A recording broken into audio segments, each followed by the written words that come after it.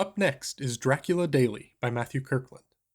In 2020, Matt launched an email newsletter serialization of Bram Stoker's Dracula that took the internet by storm and garnered over 240,000 followers. The viral email newsletter, called Dracula Daily, an ingenious reanimation of Stoker's classic, now has a physical product. This deluxe hardcover volume includes the remixed text of the classic novel, along with humorous chapter headers and a curated selection of the funniest memes, wittiest commentary, and best fan art selected from among Dracula Daily's subscribers. Hi, I'm Lucas Wetzel. I'm an editor here at Andrews McMeel Publishing, and I'm with Matt Kirkland, and he is the author and compiler of Dracula Daily. That's me. So, what is Dracula Daily? So Dracula Daily is an email newsletter, and now a book, where I've taken the book, Bram Stoker's Dracula, and arranged it strictly chronologically, day by day.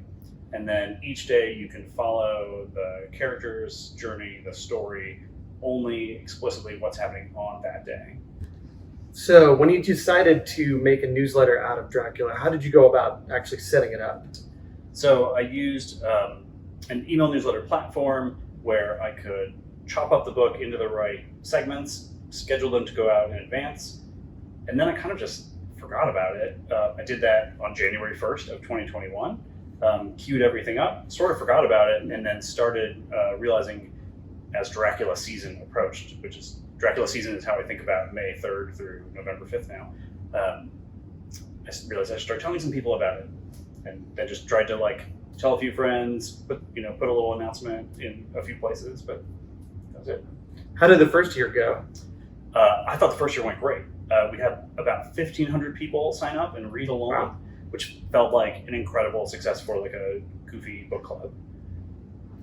And I thought I was going to be once done through it, never do that project again, until around 2022. I just logged into the system, checked to see where we were, and a whole bunch more people had subscribed. So I emailed everyone and said, "Hey, what are you here for? Do you want to read Dracula a second time?" And everyone overwhelmingly said yes. And then that's the year that it just skyrocketed. So it went from 1,500 subscribers to 200,000 subscribers over the course of a couple of weeks. So, Wow. How did that happen? How did so many people find out about it? I think it was entirely social media driven and a lot of just organic sharing. But so I did put a note that said, "Hey, this is more fun to read together. If you want, if you've got a book club, if you've got friends, you can kind of walk through this journey of Dracula together." What do you think it is about Bram Stoker's classic novel that appeals to all these people today, posting about it on Tumblr, on Twitter? Right. Well, I think everybody loves a vampire story, and Dracula is the vampire story. But I think it was really fun for people to read this way because so many people had not actually read the book Dracula. We all know who Dracula is, and we know what a vampire is, and we know all the tropes. But there's so many weird things in this book that people were not prepared for. Just the basics of, there's a cowboy. The cowboy is always trying to shoot Dracula with a gun. At one point, Dracula wears a straw hat that everyone makes fun of him for. There's just a lot of weird content in it, and the real drama of the book, even the core plot points, a lot of people just didn't know. So it's a fun read. It's a fun actual book. Yeah.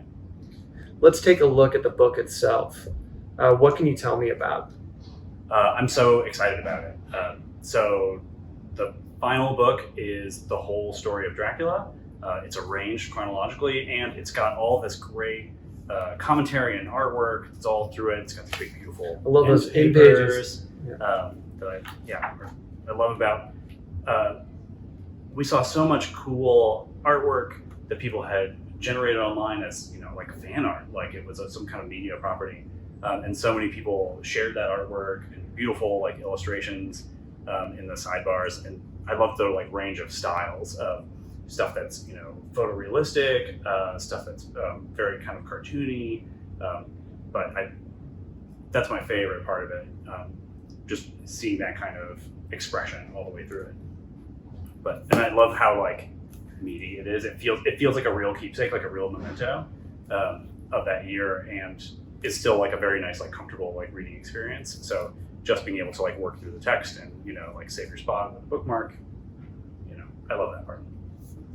All right. Well, thanks again, Matt, for joining us here at Andrews McMeel. And also congratulations on kicking off the third season now. Yes, thank you. Dracula Daily. How is the subscriber list looking? Have people kept up with it? People have kept up and more people have joined. So there are more people reading Dracula now than ever on Dracula Daily. Yeah. Awesome. And when does the book come out? The book comes out September 19th of this year. Very exciting. All right. Well, thanks again for joining us. Thank you so much.